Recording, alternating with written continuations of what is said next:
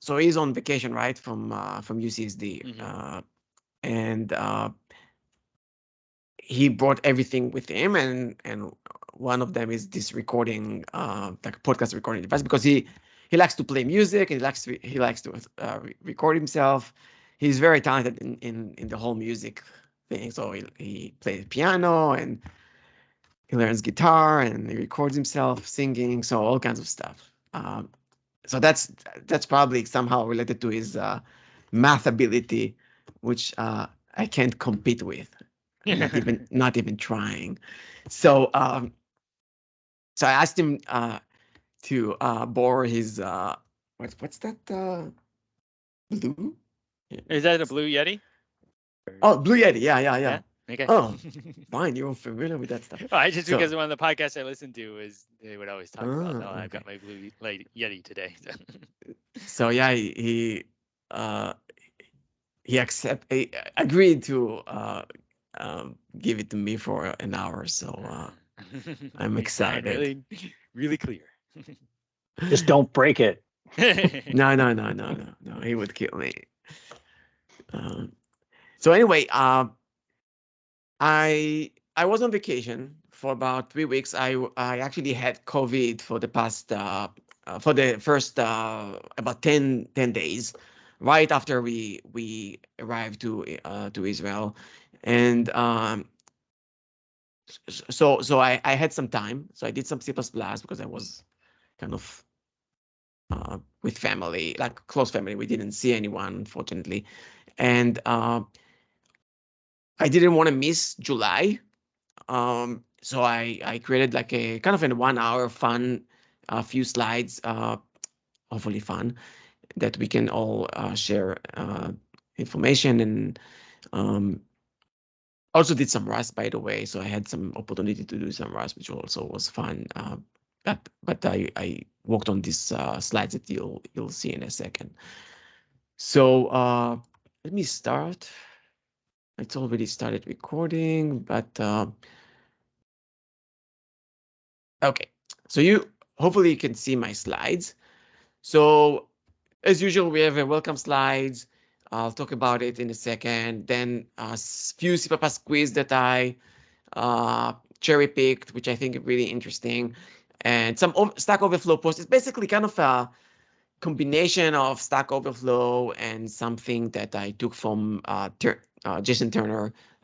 So Jason Turner has this best practices book, and I picked one specific item, which I felt was very, very interesting to share with others.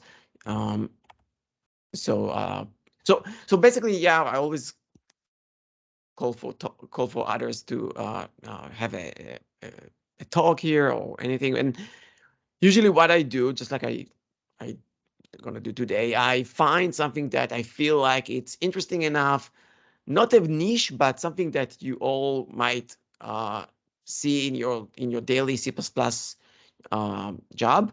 And it's after this session, hopefully you'll be able to apply it on your code, and maybe understand other code, or maybe your code better. So that's my goal, basically. This is what I have today. Again, this is sponsored by Qualcomm WRD Software, which I'm part of. So thank you, Qualcomm, for sponsoring that. Thank you, Charles, for supporting me for many, many years. It's about, I was like 2.5 years supporting me. So I'm very, very grateful for Qualcomm and the department. So thank you. As usual, we have Dropbox, we have Slack channel, which I'm not actually on the Slack channel. I'm more on the Discord. If you need an invite for the Discord, let me know. I think this link keeps expiring, obviously, because this is how it works.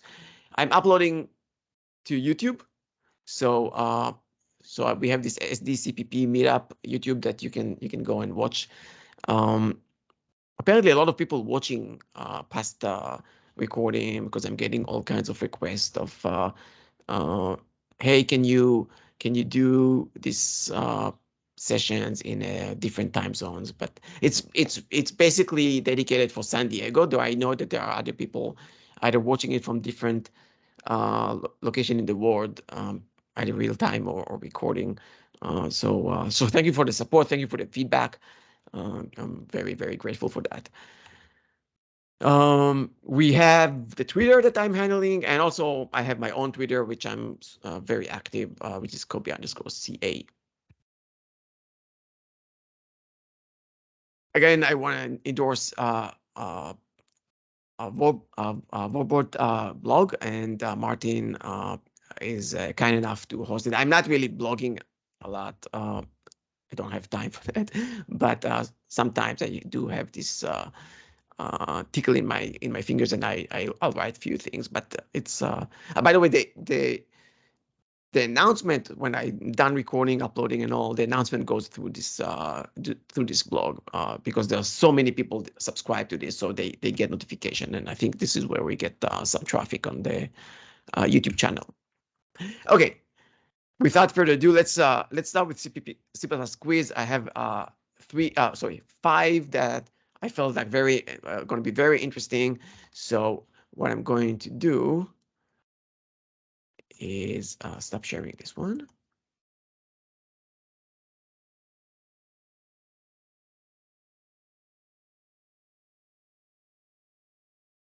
Okay.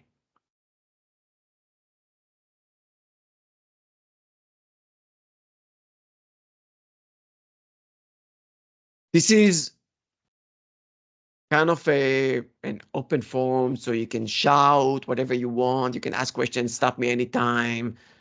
Yeah, feel free to interrupt me and ask questions and all. This is the whole point of this session, so we can share knowledge. Okay, so the first one is what I'm sharing right now, which is C++ 17.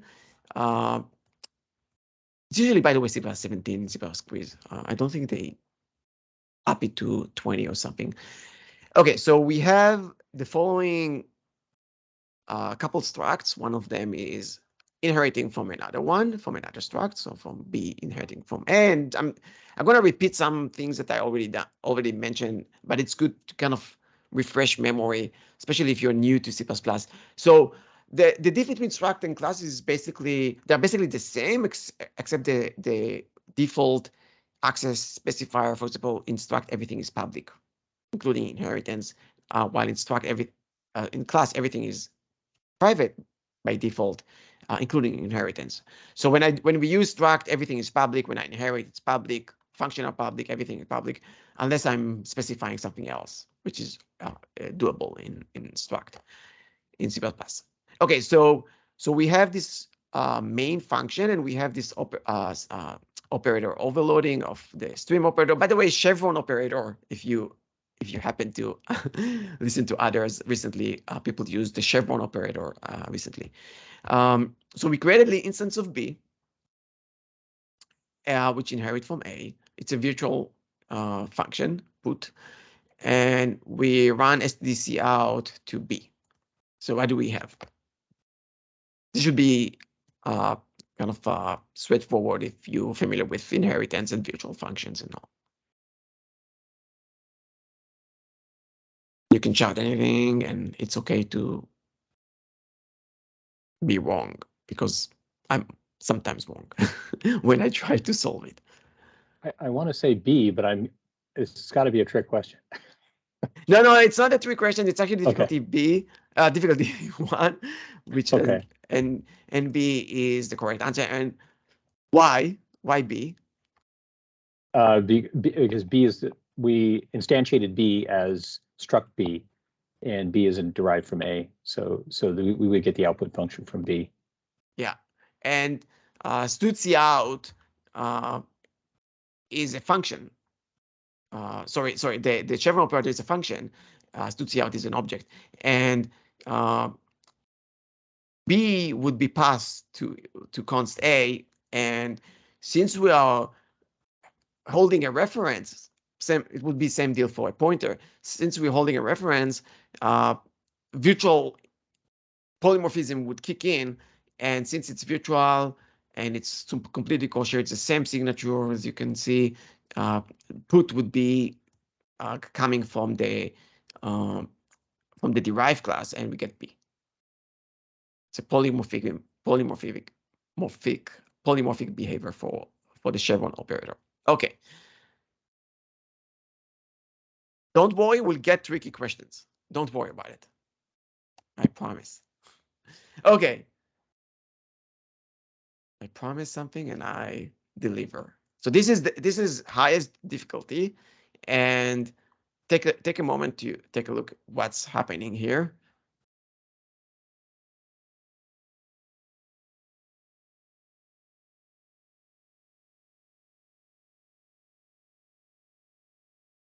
Okay, so we have just the using stud namespace stud just to avoid stud : just for having a more terse syntax, and they could have is same _v, but it doesn't, instead of column value, but it doesn't really matter. So we have this int I and a reference to j, which just we use j with alias I, and then we have this lambda. This is here's an opportunity to learn something new if you don't know. So this is a lambda. It starts with this syntax of these brackets.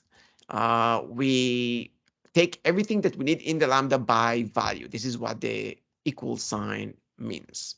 Okay, and eventually, so this is the body of the lambda, and here there is this strange paren, which means I'm calling this lambda right now. So this is immediately invoked function. So you usually can see it in blogs or books as immediately invoked function. So what do you think? So is same basically is from type traits, and it would be evaluated in compile time and see if j, or decal type j, is equal to an integer. And there is a lot of confusion with the multiple paren, and we'll talk about it. Okay, so let's take one at a time. So it's basically going to be 0 or 1. Okay, we have 5 of them. So what do you think about the first one? Is j, which is ref, is decal type of j is the same as int? And we do have a paren. Okay, so what do you think decal type of j would do?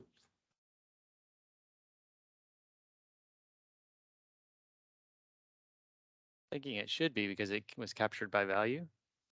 I'm confused by the extra paren. So yeah, the extra paren are confusing. Some of them are, by the way, ignored. From a specific point, they are all completely just noise. So that the thing is j is a ref or not? the lambda's capturing by value. So is it does it lose the reference? I was thinking it would lose the reference because it's captured by value. Yeah, I don't remember when I saw it what I was there, but we can definitely have one here and see what happened. Sounds like I'm wrong. Well, let's see. Actually, there's a lot of things to learn from this exercise, though it looks a bit hairy. There's a lot of things that I wouldn't derive from that.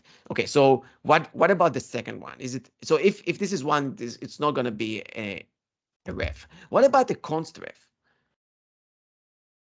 What does decal type does? It just it checks the data type of the Decal J? type is a compile time operator that would give us back the type. Okay. Okay. So the question is basically the whole idea of this question is what is J type? Mm-hmm. Is it an integer? Is it a reference to an integer? Is it a const reference in the context of the lambda body, which is kind of a hint here?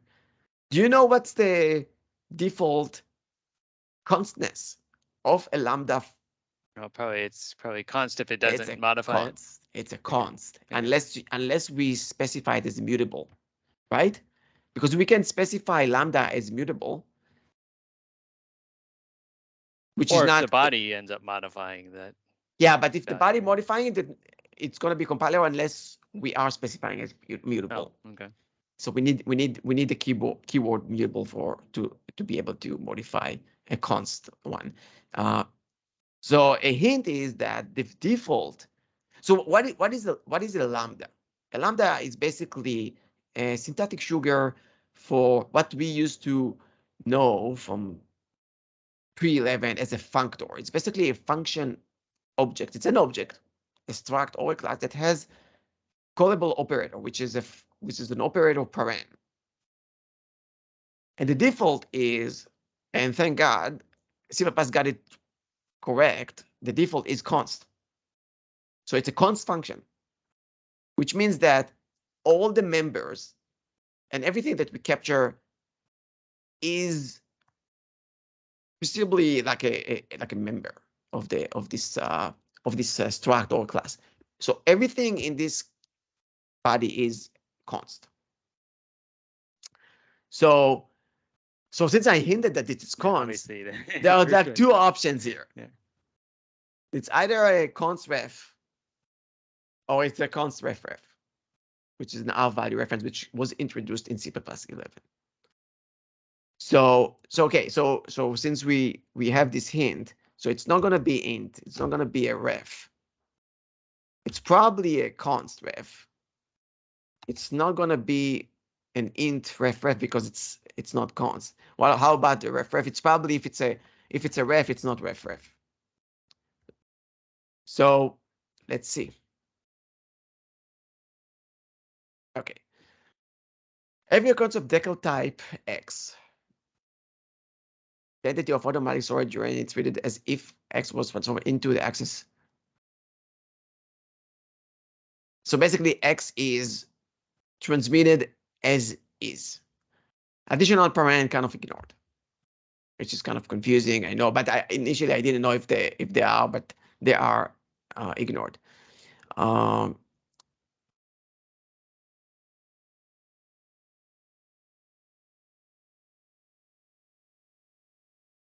We will have the reference type of the reference it's captured by copy. Sorry. The lambda is not declared mutable, so the operator paren, which is basically what we would get here, is const function. So we need to have const. So the type denoted by decal type E is tref. And decal type J would denote int ref, but we have a const. It's in the context of const function, so it's going to be a const. So that's basically. By the way, I didn't notice there is a GCC issue. GCC. Oh, interesting. GCC have it wrong. Okay, it's interesting. So GCC sees it Not as a constant. non-const. Wow. Okay. Interesting. Okay. So is there? Is it something bug. that's existed since C++ 11, like the mutable lambda? Yeah. It Yeah, has? yeah. Yes, I could have sworn maybe I'm relying on that GCC bug. I don't know.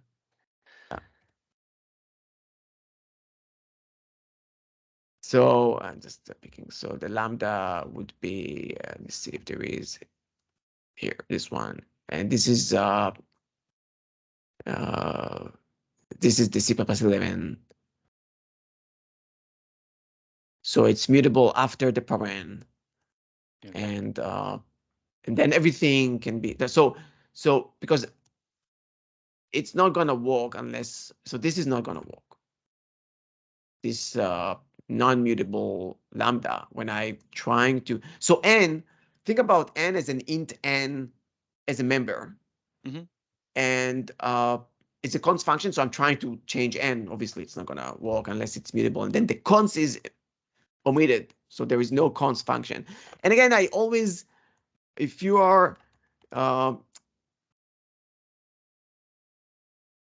interested in see what happens, it's always nice to use CPP Insight. So you can see that this lambda, the first lambda is a class, and this is the function that I mentioned, and it's const. And the second one, this is lambda 7.5. By the way, 7, line 7. So you can see that there is no const here, so we can actually do n equal 20, where here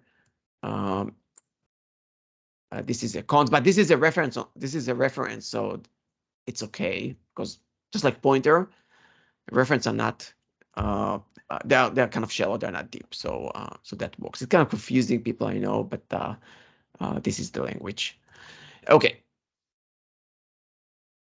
I told you there is one tricky. The and in and the equals to expression in that square braces, do they have any significance? Which one? Say it again. The ampersand and the equals to sign in the square braces, do they have any significance? Yeah, so this means I'm capturing everything that I need. Mm-hmm. So n, for example, I capture by reference. Okay. So what does it mean? It means that everything that I change would be visible when the, so this is where you define a lambda and you immediately invoke the lambda. Hmm. You don't have to, but if you have this paren, you're actually calling the function. If the if this lambda had parameter, let's say it was, if this had parameter, for example, int I, I could call the function with 7. So 7 would be passed as a as an argument to the int I parameter. Okay, and then n.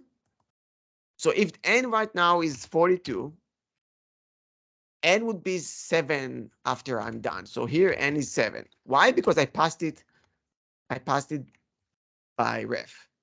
However, if I do equal, it means that it's passed by copy, by value, and everything I do to n, assuming it's mutable, so I can change n, is not visible because I'm getting a copy inside the lambda. Okay. And sometimes you'll see something like that. Is this? I can remember if this is. It's been a while. So you can specify what exactly you want to have, and you say, okay, I want n by ref, everything else by value. You can have all these kind of tricks. Okay. Okay. So let's go to the next one.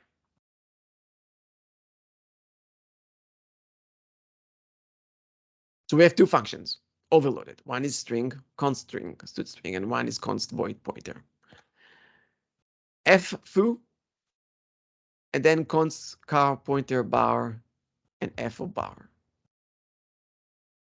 So what do we get?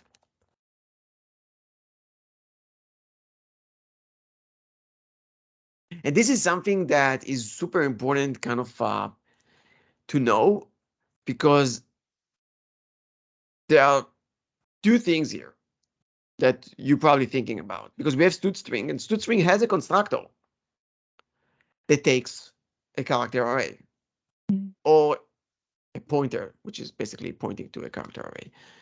The question is, do we have this conversion? And I'll make another hint. This is a user-defined conversion. So we have a user-defined conversion, which is a constructor that std string take, which can, it's an implicit constructor, so it can, it would, like if I just pass a character array to std string, you know that it's going to create a std string for you. The other hand, we have a pointer, a void pointer that has nothing to do with user-defined conversion. So what is stronger?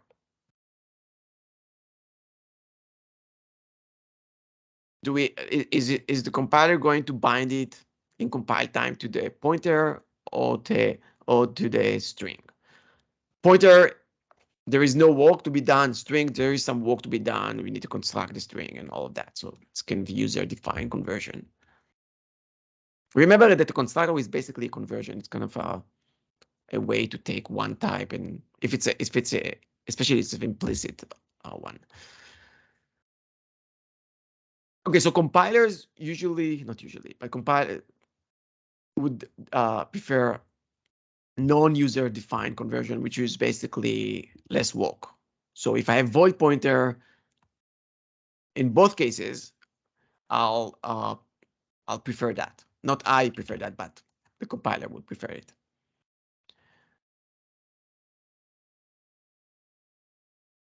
So compiler would go through a user conversion, create a temporary, prefers something which has doesn't require any user defined conversion. It's super important. Just keep this in mind when you define overloads. Make sure that your API and your user, you know you have no surprises. That's the bottom line. Okay. What's the output of this? So we have A and A constructor destructor. We have C out of main, which is basically main. That's we'll have main, and then we return a size of new A. So the question is the following. So we know that size of is a compile time construct. It's a compile time operator. It's not a runtime one. New A would give us a pointer to A, to start A. And then we do size of pointer of A. Now the question is, what happens in runtime? So whatever I said right now is basically compile time. So is compile time leak, compile time side effects, which is basically std out, would leak into runtime. Will compiler optimize it out and there won't be any like constructor destructor called? So that's the question is, I'm not going to say that there is a compiler optimization or not, but the question is, yeah, essentially is the constructor destructor going to be invoked here?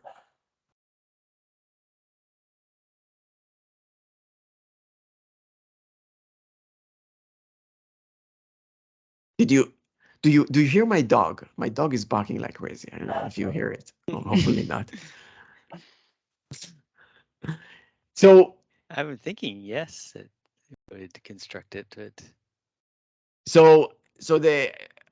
I think it's not going to construct it because it's all okay. compile time. So Right. I mean, I definitely understand that. And I was just thinking that so let's see. if you execute the code, okay. So size of is all compile time. So what the compiler is doing is saying, okay, new A, this is compile time, new A is going to be a specific type, which is a pointer to A, and then it's doing size of. Nothing happens in runtime yet. So basically there is nothing is leaking to runtime. This is by definition how the language works. The compile time is happening in compile time. There is no side effects that would leak into runtime. So it's all evaluated in compile times. It's pretty interesting. So you can do a lot of things in compile time when you need to evaluate something in compile time. And nothing. Even if it was a very expensive construction, right? So there's a lot of things happening here. Not only std out. It doesn't really matter. It's not going to do anything in runtime, which is really cool because it's really important in a lot of generic code. Okay, the last one is the following. What is the output of this program? So we have int f const. It's a const function of struct, and it has this weird thing that was introduced in C++ 11. Now, we all know that C++ 11 has our value reference. It's a reference that can be bind to a non-const R value, something that we couldn't do before C++ 11. In C++ 11, before C++ 11, we could bind a reference only if the reference to a temporary or an R value, only if the reference was const. Now we can bind the reference, a non-const reference to an R value. So that's something that was added. Now we have another feature, which is this sign or this syntax where it says that if I hold X and I execute F on this instance, if I have two functions, one is defined like this, and another one it's overloaded that has only one, which basically means just one reference. Depends if X is an R value or an L value, their corresponding function would be invoked. It's pretty powerful because if I know that I can do all kinds of stuff if my instance is temporary, I can do a lot of things that I know that is a throwaway because the instance would die soon. So it's very, very powerful construct that not a lot of people know, but it's very, very important. So let's take a look at what's happening. So we have a pointer to a function, this pointer. So what is this pointer? When we do decl type on this pointer, is it an int, just an int, or is it an int of X type? So it's a function that returns an integer, takes no parameter. What do you think?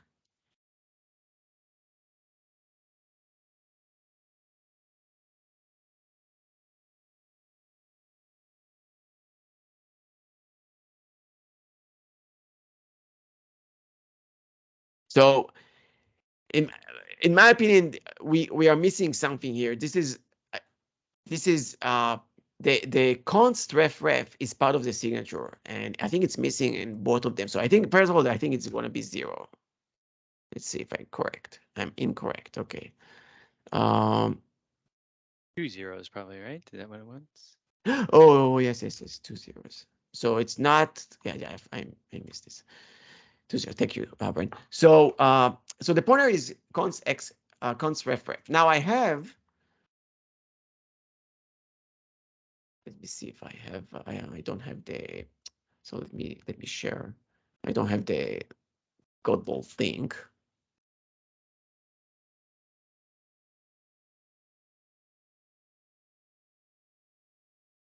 Okay.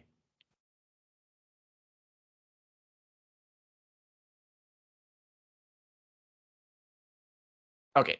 So so here's the thing.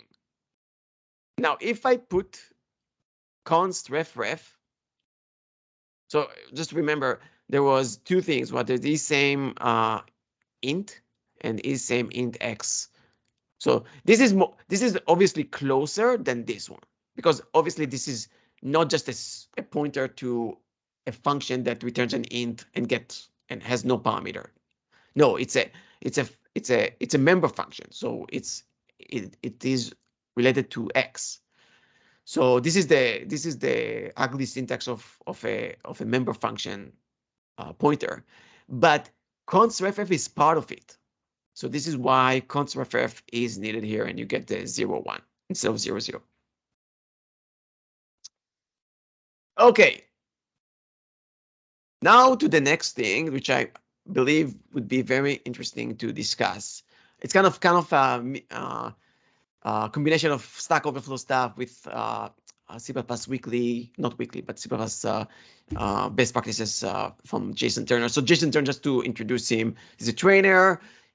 He has this C++ weekly channel that is very, very famous in the community, C++ community that is.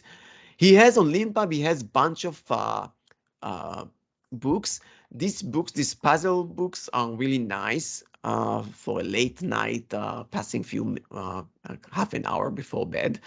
So I recommend them. I recommend actually not only getting you can get the ebook, but it's nice to have either print it or get the book itself from Amazon, where you can actually write stuff on because it's all kinds of puzzles that you need to solve on the book itself or a printed one. It has the C++ best practices. Now with the second edition, it's also on LeanPub, but also has it on Amazon. And I skipped the first edition. I purchased the second one, and it has two flavors, one with syntax highlighting and one is not. It's really nice, kind of a condensed set of best practices. Each of them is about a page or page and a half. It's pretty short, but it gives you a lot of good things to work with. Now that I'm looking at this says 45-ish and this says 50-ish. So I think that it's kind of out of sync between what I need to tell him. Okay. So what actually caught my eyes was item 40. Don't use initializer list for non-trivial types. So initializer list was introduced in C++ 11. It's basically a compiler. It's a compiler container, I would say, with a fixed compile time size that kind of a way to transport a list of elements that are homogeneous, by the way. It's not heterogeneous elements. It's not like a tuple or something like that, or a pair. It's all heterogeneous, not heterogeneous, homogeneous types, not heterogeneous types.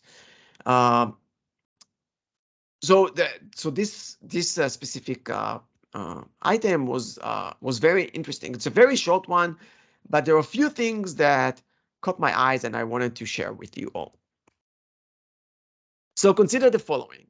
We have vector, stud vector, that is a vector of shared pointer of int. So it's basically a vector of pointers. The pointers, instead of being a raw pointers, they are shared pointers. So it's a reference count pointers. And they are placed in a vector. And the way it's being, the vector is being initialized is by these curly braces here. And we have two elements. One is 40, one is 2. Right-hand side, we have stud array. It's basically a CRA-like container that was introduced in C++ 11. Also has a shared pointer of an integer. And since we have a stud array, we need to denote, like we need to say, okay, we have 2 elements here. So the compiler would not let us leave it without the number of elements. We need to specify there are 2 elements here. And again, we have a make shared. Make shared is basically a helper function that creates the pointer for us, and it does other stuff which I don't want to get into because we have no time to kind of delve into the make shared. But it is a helper function that was introduced in C++ 11. So the question is, what is the difference between these two? So this item has these 2 examples, and it says the following: explain the difference. If you can do this, you understand more than most C++ developers. And this was like, oh my God, if I need to explain it to be kind of certified C++ developer, that is kind of more than others. So I said, okay, I'll share it with others, because if we all do that, we are probably on the high end of the C++ developers. Which by the way, this is kind of a interesting saying, because I think C++ has a lot of things to learn, a lot of things to learn in C++, not only this item. But so let's try to kind of unpack what we have here. So this is stud vector.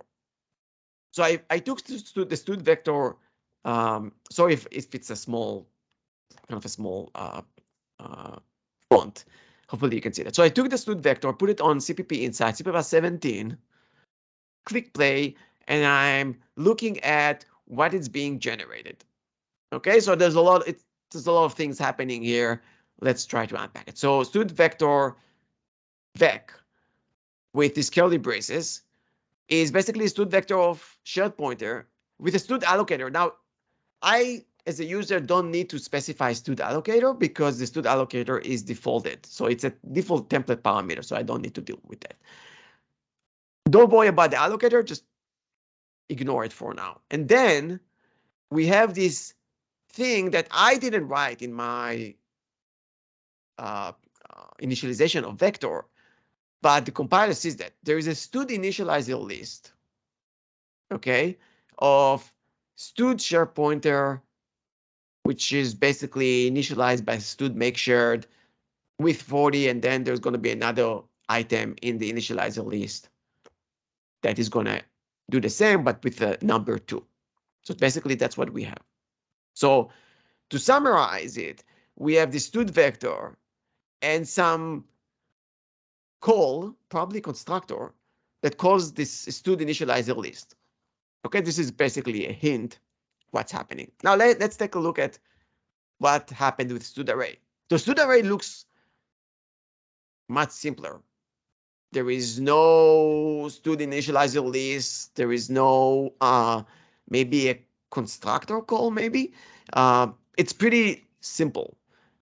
We have this stud make shared just passed into as is to stud array. Okay, so think about it for a second. What's the difference between stud array and stud vector? What actually, by the way, I don't remember, I think this item 40 from Jason book didn't explain everything. It was like left it as an exercise to the reader. So we are doing the exercise, by the way. Thank you, Jason, for doing that. So rabbit hole. Let's start with the rabbit hole. Okay. I'm initializing stud array with make shared.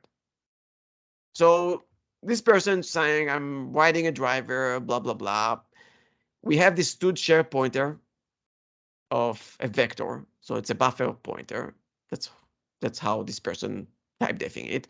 And I have this array of package, and I have this shared pointer of package T. And this person wants to initialize the array doing make shared package T with some pointers. And it tried all kinds of things and didn't really work. Okay, so what happened here?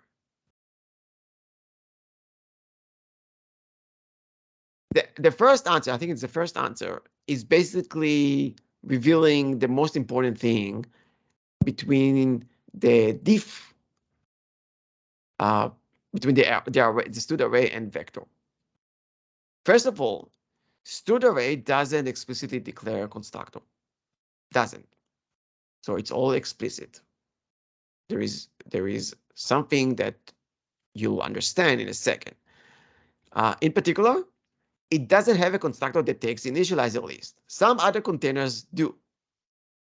There are containers that they do have a constructor that takes initializer list. This is something new from C++ 11 because we introduced initializer list from C++ 11. It's a very convenient way to take stud vector, stud map, and initialize it from a list. So what does it mean that stud array doesn't have explicit defined constructor? It's implicitly declared. So we're looking at stud array from CPP reference. It says initializing the array following rules of aggregate initialization. Aggregate initialization. So the word aggregate should ring a bell, especially if you're coming from C. It's very, very similar. And obviously the destructor also is implicitly declared. But what does it mean? Aggregate initialization. Okay, let's go back to the head of the CPP reference, understanding what stud array means, and let's read. Stud array is a container that encapsulates fixed size arrays. So remember, it's just a C array, kind of a nicely described C array with the same overhead, the same everything, but it's a container that has a begin and all kinds of stuff which are really nice that I can use. It doesn't decay to pointer if I pass it to a function. So, if I take a C array and pass it to a function, it decays to a pointer. So it's an aggregate type. I'm highlighting the aggregate part because this is important. Same semantic as struct holding a C array of T. So it's a Tn. As it's only a non-static data member. That's it. Unlike C array, it doesn't decay to T pointer. So I can pass it to other functions, keeping the semantic of a container that it's an array of n elements instead of, oh, it's just a pointer to T. Now I need to figure out how many elements or maybe pass it as another parameter. We don't have that. It's very, very convenient with the same same performance because there is no allocation or anything like that. Okay, let's continue. As an aggregate type, it can be initialized with an aggregate initialization, giving at most n initializer that are convertible to T. Oh, that's pretty interesting. So basically, it's a very lightweight object, stud array, that I can pass values that would initialize it as if this is an aggregate initialization, which means that I can take stud array int of 3 and pass 1 to 3. And since it's the same as C array, it's an aggregate initialization. There is no constructor happening here. It's very, very cheap. Okay? Aggregate initialization is very, very cheap. Okay. In the same item, Jason says, take a look at this stud vector. And this stud vector has this unique pointer. So again, it's a vector of pointers. Instead of shared pointer, I'm using unique pointer. Okay, so shared pointer is a reference count pointer. Unique pointer is a pointer, kind of a smart pointer that has only one owner. Okay, it doesn't have copy. The copy semantics is disabled in unique pointer, so you can only have a single owner that holds unique pointer. You can move it from one owner to another owner, but there's only a single owner at a time. Yes, you can extract the pointer and have the raw pointer all over the place, but that's a different story. Holding unique pointer, only one at a time. Okay, so we have this stud vector of this unique pointer, and I'm initializing this data variable with 2 values. Stud make unique of 40 and to end it doesn't compile. Here, it doesn't compile. I have the link for this Godbolt if you want. It's going to be in the presenter comments or notes. So it doesn't. There is a static assertion field. Result type must be constructible from input type. So it means that somehow I need to construct the type that in vector with the type that I pass, basically making a copy. Now, I said a lot of things that should somehow connect. Because Jason said, avoid using stud initializer list for what was the thing, not simple types or something like that, right? Why? I just said that there is a copy happening. We know that stud array and stud vector behaves differently when I pass these curly braces. It behaves differently, right? And I also mentioned that stud array doesn't have a constructor. It's an aggregate initialization. There is no stud initializer list involved. It's an aggregate initialization. So I said a lot of things that, think about it for a second, you should be able to start connecting the dots of what actually Jason wanted to say in his item 40. Okay, let's take a look at another thing. Initializing container of unique pointers from initializer list failed with GCC 4.7. So what happened here? I have a vector of unique pointers, and we're trying to, not using make unique, trying to do new of string Doug and string Adams. And this is basically an example that comes from Bjarne Starstrup C++ 11 FAQ. And we cannot do that. We can have unique pointer as is with new, but we cannot have this new when we have this initializer list. Again, it's a constructor. I'm already hinting there is a constructor of vector that takes initializer list. So this is where, this is the page. This is not compiling. Actually, I kind of surprising because I was reading it multiple times just to see if there if it says that it's not, but it's not compiling. This is it fails. What happens here?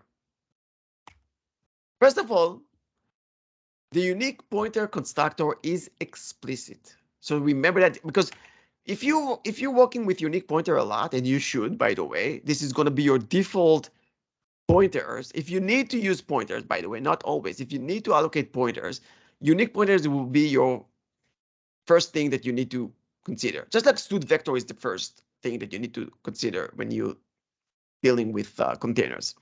So unique pointer, you do a lot of maybe new or make unique. Unique pointer constructor is explicit. So you cannot create one implicitly from new. This one is different from this, because this is a constructor. This is a constructor that I'm calling at this call site, passing a pointer. This is fine. There is a constructor here. Here, what I'm doing is I'm trying to create a construct. I'm trying to invoke a conversion from this new string. Okay, to be able to compile it. It says here, however, it may leak. If one of the constructor fails, it's better to use make unique. Fine. But it still doesn't work. Like, this is better. Okay, so let's start from here. This is not going to work because we have a new string. We need to have unique pointer specifically, right? Because we need, since the constructor is explicit, is explicit, we can't just pass a pointer. We need to say, okay, I'm actually calling the constructor with this. This is not good. It may leak. We should use unique pointer. I don't want to talk about why it's going to leak. Just think about exceptions of one of them. And before C++ 17, you could have a new string and then new string of this one. They're not each of them is fully evaluated. In C++ 17, everything is evaluated fully before you bind it to the parameter. But this is a whole new discussion. So this is better than just having having the unique pointer constructor, but it's still not good because of the leak. So we better have make unique, which is better, but it still doesn't work. Why? Initializer list perform copies, and unique pointer is not copyable. So you cannot basically have a std vector of unique pointer with either district or district. It's not going to work, because what happened is that vector has a constructor that takes std initializer list, and it is preferred. The standard said that if you have a constructor that has initializer list and it's a match, it would be preferred over the other or other constructors. Fine. So we prefer this constructor, which is initializer list, but the initializer list perform copies, and unique pointer has no copies. The copy is disabled. It's all because if we had copy, we had multiple owners. We have only move. Can only move from one owner to another owner. It's not copyable. So we can't really use that. So going back to what Jason mentioned, explain why stud vector unique pointer with make unique doesn't work. And if you understand that, you understand a lot of C++. And this is all related to stud initializer list that actually makes copies. Since it makes copies, when it works, in this case it doesn't work, but if it does work, it makes copies, which means that a very heavily or complex type might be very expensive to copy. So think about it. Conclusions. In this case, the stud vector picks the initializer list constructor. It is a preferred constructor in this case. You cannot just write new. Unique pointer constructor is marked explicit, so you need to pass either write the constructor explicitly, not just new, or you can use make unique. If you do make unique, it can move it. But as I mentioned, it creates stud initializer list. Stud initializer list creates copies. In this case, we have copies that we need to create for unique pointer. Unique pointer copy is deleted. So the whole thing breaks.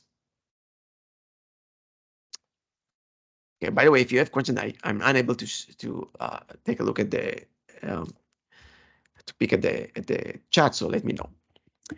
Bonus. And for me, I have a small question about that. Sure. Yes.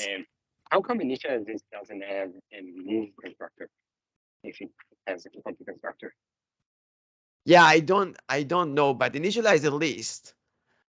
This is kind of a subtleties, by the way. It takes time, kind of. At least for me, it took time to kind of fully synced into kind of my understanding that initialize a list actually makes copies, and there is no move happening. So I don't know. I don't know what's the rationale behind it. There is one. We need to go back to the proposal that was accepted and see why it's doing it by copy. And another question about point number 1. So if this is the preferred constructor and it doesn't work, would the compiler maybe try a different constructor? No, unfortunately it's not. It just it picks the initializer list, throws everything else, and the compiler would say, by the way, I picked the best one and I'm unable to actually to continue. It's a good question because you would think that there are some techniques in C++ where Sphena is one of them, where the compiler is trying something, it doesn't really, Sphena doesn't, like, it generates an error of template instantiation, so it falls back to other stuff, like this function is disabled from the candidate list. This is not the case. It's not, this is something that I had a list of candidates. I picked the best one. That's it. I'm stopping here. This is the best one. I'm not going to try another one if this is going to fail, because this is the best one. And it's not going to try other constructor, unfortunately. So it's different from Sphena. Got it. And one last question. If instead of using just curly braces, if it just is equals, so SNE vector equals to two object make unique and another make unique, is that the same thing? So if you have an object that says equal make unique, what happens is that make unique would create an object and then move construction operator, which is the equal one, would kick it. So we have a move constructor and we have move assignment.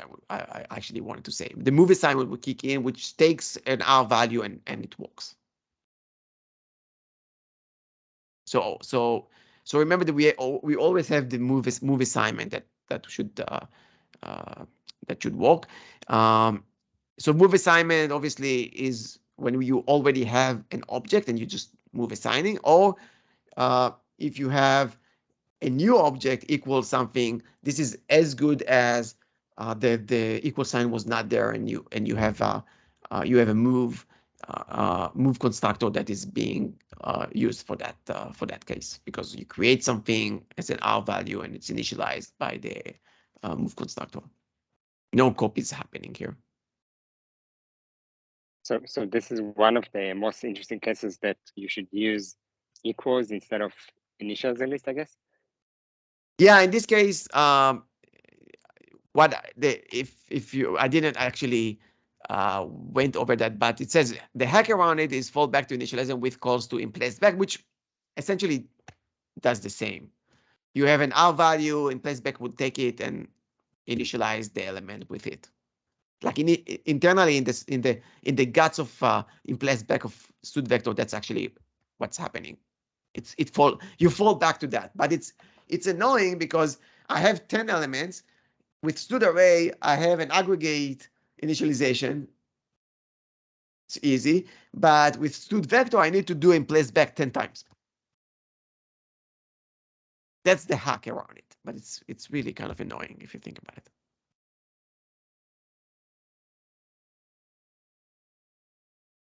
Cool, thanks. You're welcome. So bonus. So I wanted to mention, kind of endorse and mention, not endorse, but mention another book that kind of a new one, 6-7 months already. Very good, very thick. It's 1,024, I think, pages. But a very, very good one, very thorough one that talks about C++ 11 and 14. By John Lakers, Vittorio, and others. The bonus is the following: initialization of student initializer list object. There is a full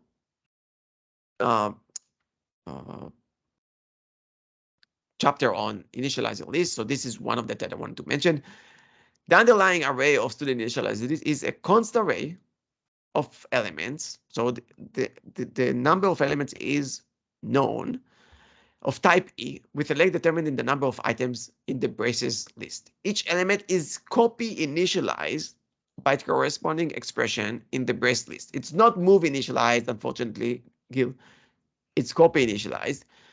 And if user-defined conversion are required, they must be accessible at the point of constructions. And there is an example here. What does it mean? User-defined conversion. It needs to happen. It needs to happen at the point of initialization. Like this is okay because when I create X, it is there is a conversion operator of integer, so it works. So 1, 2 as a character has a conversion, language defined conversion to an integer. X has a user defined conversion. It's all good. We have initialized a list of in an integer. Here, for example, we have 1 and 2.0, two different things. It's an error. There's an error in conversion. It doesn't work. Why? Following the rules of copy list initialization, narrowing conversion and explicit conversion are ill-formed. In this case, this is a narrowing. It's an ill-formed. This is not going to compile. That's a bonus about initializing list. Okay, I have a couple more slides that I wanted to mention because I thought it's we have time. What's it? It's 6:07. Another 5-7 minutes to kind of conclude the session. Unique pointer. Why unique pointer and shared pointer are different in terms of destructors, virtual destructor, when we're talking about base and derived. Okay, so let's take a look. We have a base function, base struct that has deliberately no virtual destructor. Okay, no virtual destructor. And we have a derived that derived publicly from base. By the way, public here is redundant, as I mentioned. And it's doing delete. So there is a new and there is a delete. And this person asking, saying, okay, I have this printf and I have this new derived and I'm deleting B. So I'm creating derived. I have a pointer to base. This is the classic regular polymorphic exercise when I have a pointer to, by the way, don't use raw pointers. This is just an example from Stack Overflow. Don't use raw pointer, but I have a pointer to base that actually I'm holding derived and I'm deleting derived through the base. This is an undefined behavior, by the way. Memory leak, yes, no, it's not really necessarily memory leak. It can be everything. It's an undefined behavior. Don't do that. Okay, what about unique pointer? The person says, I'm actually doing the same. I have a pointer to base and I'm creating derived. I would like that compiler, it's kind of strange read, but the person says, I would like the compiler to detect it and actually have a compile error instead of having memory leak. Again, it's not a memory leak, it's undefined behavior. So what happens here? And the person, I took the person code, pasted on Godbolt, and there is a raw pointer, base constructor, derived constructor, and the non-virtual destructor is being called instead of the derived one. Why? Because we have non-virtual destructor. Don't do that at home. It's an undefined behavior. Then we have a unique pointer. That's the second one. Same behavior. And the question is why it's compiled, why it's allowed by the standard, why the standard not giving me, like not dictating an error, compile error, why it let me. Why shared pointer is actually the same. If I had the same code, but instead of unique pointer, I have a shared pointer. Your shared pointer actually works. Unique pointer doesn't. Why?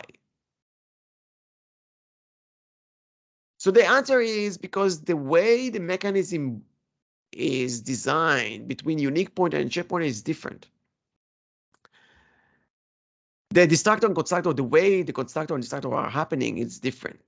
The language, that language for the deleter of both smart pointers, which applies to your example, is similar but subtly different. And this is super important to know if you use unique pointer and shared pointer. Hopefully you use unique pointer. Hopefully you use shared pointer just a tiny bit when you really need a shared pointer. Don't use shared pointer excessively, please. Okay. I'm actually going to start. So this is a kind of screenshot from the answer. I'm going to start from unique pointer. Take a look at the unique pointer. We have the T, which is what I'm actually creating the pointer to, right?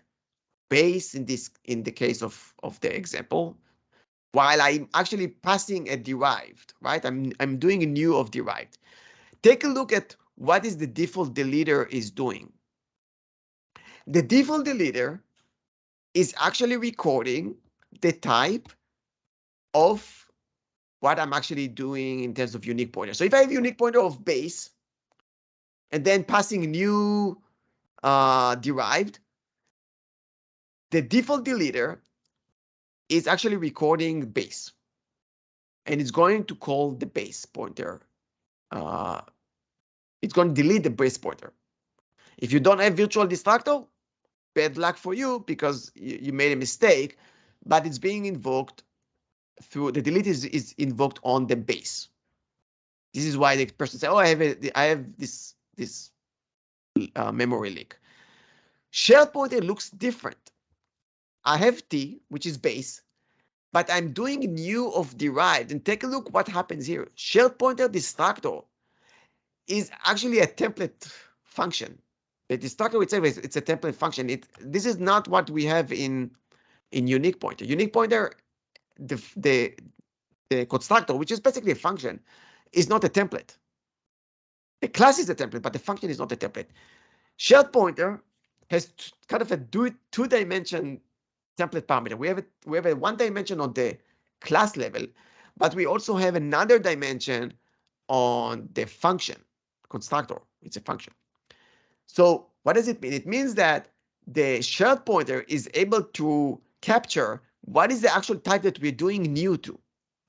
We're doing new to derive. So the shell pointer is doing the right thing because it knows it's derived. It's y. Y is the derived. T is the base. We don't have this mechanism in unique pointer. So this is my last slide for today. So unique pointer, just to summarize, unique pointer gets the default delete of the type, which is base. It's a plain delete in the case. It stores the pointer, it's doing delete through the pointer. If you don't have virtual destructor, you're gonna end up with just deleting the base. You end up with undefined behavior because you did new for a derived, not for a base. If you do new for a derived and delete the base, and the base is deleted without a virtual destructor, which means the wrong object is deleted, this is an undefined behavior. Don't do that. Shell pointer, on the other hand, is not templated on T. There is a Y, and the Y is what we're actually doing new. So we are template. So T is the base. T is the base, but Y is derived. Since we know derived, even if we didn't have a virtual destructor, we are kind of, we dodged the bullet here and we're deleting the derived directly, not through the base pointer, but through the derived pointer.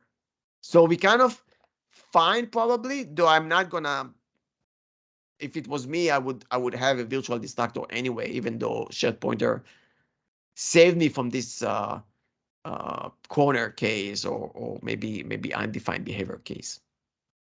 Kobe, can you speculate on why the implementation is different for shared pointer? Is it for the reference counting that's needed for this type to decide when to actually delete it?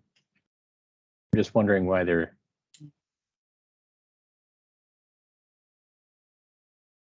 I don't know. I don't really know why they had it differently. Okay. The shared pointer has a block of the ref count and then the block of the actual object. Okay. It must have something to do with the ref count, though. Maybe it's yeah, because otherwise they are basically the same except the mechanism of ref count. I don't know. No, okay. Sorry. Neither but it's I. a good question. I'll investigate just to understand why it was because you could argue that they could do the same on unique pointer and then the default delete. The problem is the default delete is here. And if you want a different, there is no deleter here in shared pointer. There is a deleter here. So if I was trying to make a different parameter, I would need to pass another template parameter and say, okay, look, I'm doing base, but I want a deleter for derive. So it makes things a bit more complex. There is no deleter for shared pointer. And this is another question, why there is no deleter for shared pointer. I don't know, probably it wasn't needed. Unique pointer, even though you can think about the point just for memory allocation, it's not only for memory allocation. It's being used for RAII, like the resource acquisition is initialization. Basically, having the ability to call something. The deleter is basically a function to call something, getting the pointer of T and do something with it when the unique pointer is out of scope. So there's other things that can be done with the default deleter. It's pretty useful. But yeah, I don't know more than that. That's my last slide for today. Hopefully you enjoyed it and you learned new things along the way. If you have any other questions, let me know. All right. Thank you, everyone. Pleasure hosting it. Thank you. Thank you all. Take care.